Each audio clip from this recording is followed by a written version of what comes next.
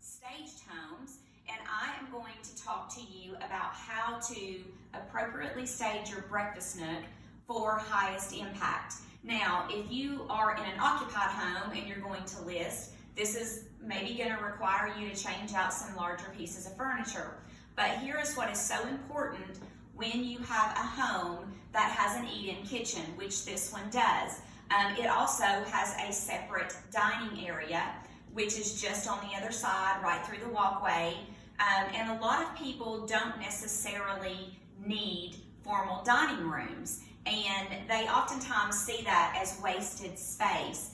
But in the arrangement that we have here that I'm going to show you, that is going to take care of any negative thoughts that they may have about the fact that there's a formal dining room that they're never going to use and it's going to just be wasted space. Because like I have mentioned before, people are not willing to pay top dollar for spaces that they do not believe that they are going to utilize, or spaces that are potentially underutilized. So in this particular kitchen, there is a fairly large area here where we could have put a larger round table with 4 chairs.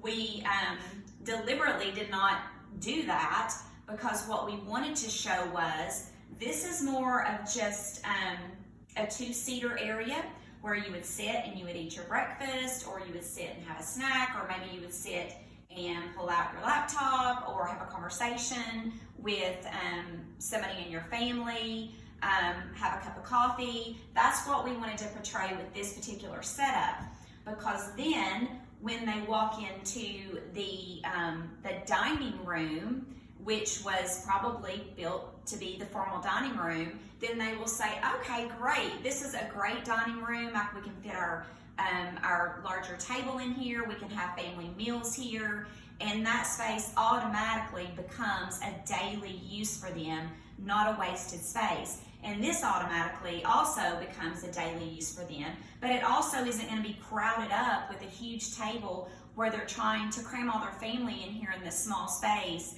and obstruct this walkway out to the deck. So that was the reason that we went with a smaller table, and we actually went with a desk which fit perfectly, and it just shows them that this space, you can use it every day. You can use the dining room space every day, and then you've got great flow out to the deck.